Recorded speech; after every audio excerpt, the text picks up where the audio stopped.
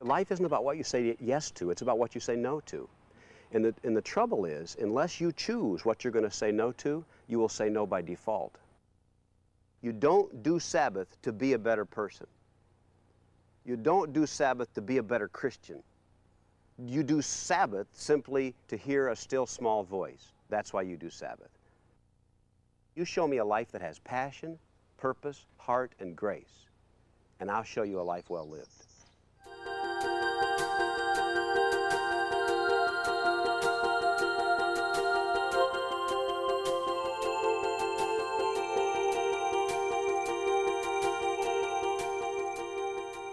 Terry, you have the audacity to teach people about the art of doing nothing.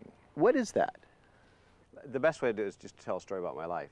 Okay. But it begins with a story about a doctor who said that what amazed him was that he was trained to work exhausted. In fact, he was not only trained to work exhausted, he was good at it. In fact, he was not only good at it, but people rewarded him for it.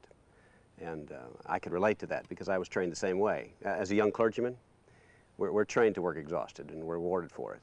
In fact, we're given accolades if we're accused of having no time. The people without time are somehow the most important people. And the doctor said that one day he had a patient in front of him telling him his story, and he realized that he wasn't even there. He couldn't see him, couldn't hear him, couldn't pay attention. He said, but it didn't really matter because I had enough technology. So I just ordered, 100 tests. And one of the tests was going to be right. And then it would solve the problem. They'd be happy, I'd get patted on the back. He said, but I realized I wasn't there and I didn't want to live that way anymore. And the same thing happened to me. I realized one day, you know what? I wasn't there. And I didn't want to live that way. And so what did that mean? It meant doing something different with my life. It meant taking care of myself. It meant stepping back. It meant doing less. And he realized once he started to do all of those things, one day a patient was in front of him and he realized, I was there. I saw them. I heard. I paid attention. And he said, the miracle is then I ordered one test. And it solved the problem or whatever. And he said, I realized I was present in my life. So the art of doing nothing begins answering that question. But that's a huge question to ask. It takes a lot of courage to say, how can I change the way I live my life? How can I opt out of this system which just seems to be endemic in our culture? Well, sooner or later, a great story. When Eisenhower was president, he had all the cabinet members, and of course they were all men then, but all the cabinet member men were meeting, and at 3:30 Eisenhower got up and said, meeting adjourned. And of course they were a little adamant about this. But Mr. President, we have more time, we have things to do, we have things to solve, we have pressing needs. And he said, gentlemen, I promised my grandson that I would play football with him at 4 o'clock. Now I can tell you gentlemen why we're going to adjourn this meeting at 3:30. I can never tell my grandson why I would miss football at 4 o'clock. Sooner or later, something has to give. Sooner or later, something like that has to hit in a place where we say, am I willing to make a difference in my life? What was that for you? It was the same thing with the doctor. I realized that I wasn't there. I realized that everything I did for accolades or accumulating something for my resume or accomplishing or achieving. It was as if there was some script somewhere and I was supposed to follow this script, but I didn't know what it was, and yet I was living in such a pell-mell hurry. Another great story. An American, typical compulsive American man, took a safari to Africa. And in the sense he had a timetable, agenda, triptych, Plus he had the stuff because he couldn't just go, he had to take stuff. So he hired this whole tribe of people to carry all the stuff. So the first day they get up early and travel fast and go far, several days in a row, early. And then one day he gets up early and the tribe's people don't even move. And he's irate, he's ticked off because they're late. And the translator said they're waiting for their souls to catch up with their bodies. One day that happened to me. I got up early, traveled fast and far, and then one day I realized that I killed a marriage working hard for Jesus. And the irony is it happened when I was successful at what I was doing. I was in a successful parish. There were numbers. There were accolades. But I was killing the people closest to me. And something had to give. And I wanted to learn how to be at home here. You were killing the people closest to you because you had no time for them? Well, because it's about choice. It's about what you say. Life isn't about what you say yes to. It's about what you say no to. And the trouble is, unless you choose what you're going to say no to, you will say no by default, just like Eisenhower. Unless I say no to this meeting, I will be by default saying no to my grandson. Unless I say no to whatever it was in my life, another meeting at church, another committee, another whatever it is, I was by default saying no to my wife, to my family. Why don't we have any time in our lives? Well, we have a strange perception about time. The whole time is money thing is true. Consider this. In this culture, people who have no time but lots of money are called rich. People who have lots of time but no money are called poor. Now go figure that one. And G.K. Chesterton was right. He said, if you're going to change in this culture, what you have to do is stand on your head, because it really is that radical. Which is why the title, The Art of Doing Nothing, it's not easy to swallow. It's not easy to do. It's just that one day you realize, I can't do this anymore. So you have a moment, you know something's got to change. How do you start? Well, the good news is you start slow and you start small. Because the trouble is, see, Americans, we say, okay, I've realized I need to change. So what we're going to do is we're going to change overnight.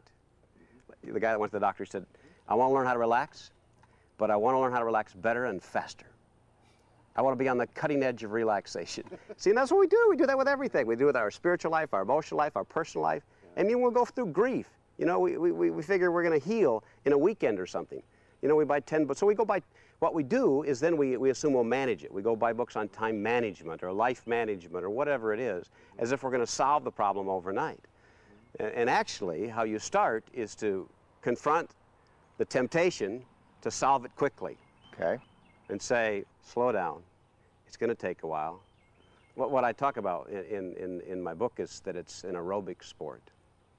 What does that mean? Well, an aerobic sport is something, I mean, for those of us who have heard of aerobics but don't do it. Aerobic sport, you know, it's a regular activity, an ongoing activity. Yeah. But the thing about aerobics is, even if you have a bad workout, you're going to have another workout. And then you're going to have another workout. And then you're going to have another workout. It's the same with these kind of choices.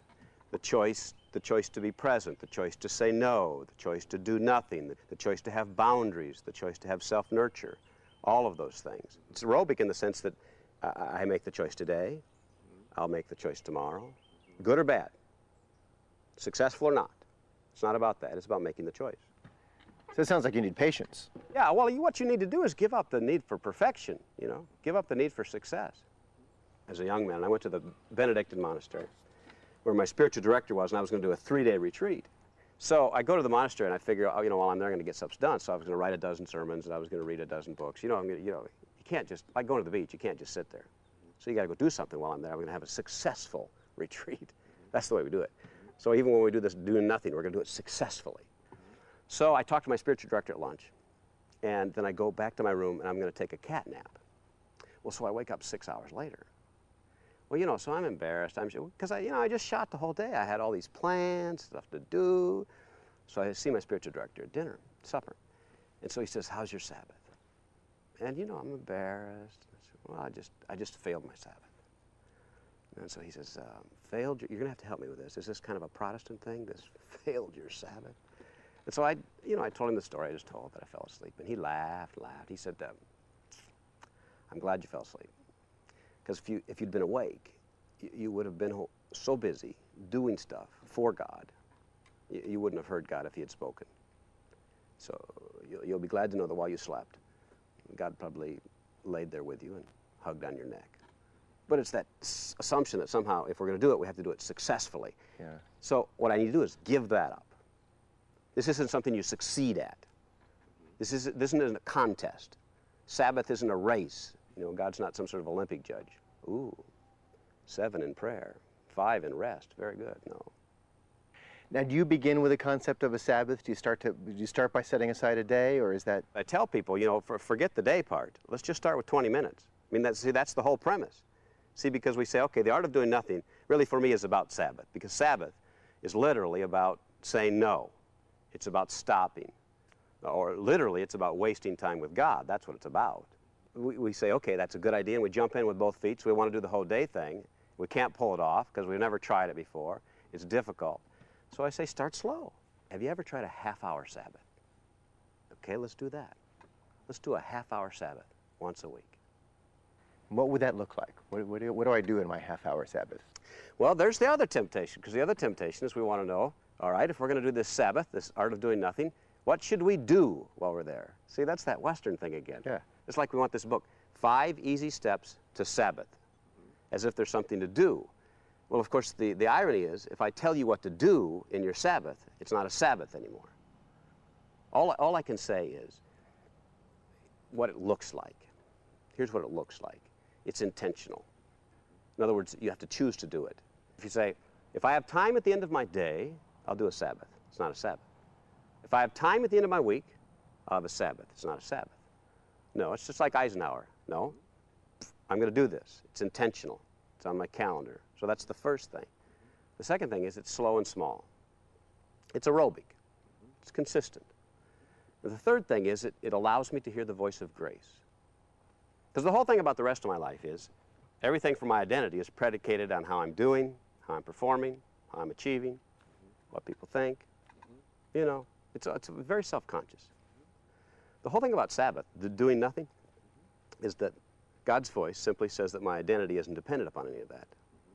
So I don't know what that place looks like for you. For me, for example, my Sabbath is in the garden. That's where I do my Sabbath. But the garden's not for everybody. I know, for example, I can't watch TV for a Sabbath because I'm not going to hear the voice of grace when I watch TV. And the fourth thing about Sabbath is it allows me to be present, like that doctor. Right. It allows me to pay attention. It allows me to focus. Right. It allows my head and my body to be in the same place at the same time, which is tough to pull off. So you start with 20 minutes because maybe you can do that. Yeah. You get kind of reinforced by doing that because it feels good. Right. Well, sooner or later, at the beginning it doesn't feel so good, Yeah. but then one day it does. So it may be a little painful at first. In fact, it's beyond painful. Peppermint Patty and Lucy Right. were talking, and Lucy was saying, Peppermint Patty was saying to Lucy, do they have prayer in your school? And Lucy's saying, oh, Lord, no, they don't have prayer, but they make us observe a moment of silence. And Peppermint Patty says, really? How is it? And Lucy says, it just about kills me, which is the deal. I mean, you know, it just about kills us. And the reason, Pascal, several hundred years ago, said the reason we're terrified of silence Yeah. and stillness is not just because of the bad things we'll see. It's because some of the beautiful things we'll see as well that we didn't either believe were there or didn't trust were there or can't acknowledge or affirm. And a lot of it has to do with the fact that we're not connected, we're not here, we're not at home. Which is why there are so many people whose bodies, you know, give out for all kinds of diseases. Our bodies are telling us something that we're afraid to admit. Are we running away from things with our busyness? Yeah, running away in the sense that we're distracted. Another Pascal thing, by means of a distraction, he said we can avoid our own company 24 hours a day. Yeah. And so in a sense we are. We're running away from the present. Our culture is predicated on the if-only premise that what is beyond us is better than what we have now. And then it's also tied into our consumer mentality, what we can consume, what we can buy. I mean, that's the whole Madison Avenue bent. And the trouble is that the church is locked into that too. We've begun to promise people certain things, as if somehow the life you have now, you can't really live fully. You can't really be present fully. You can't really find joy fully. No, you have to do something. You have to fix that life. You have to accomplish something. You have to achieve something. You have to add something.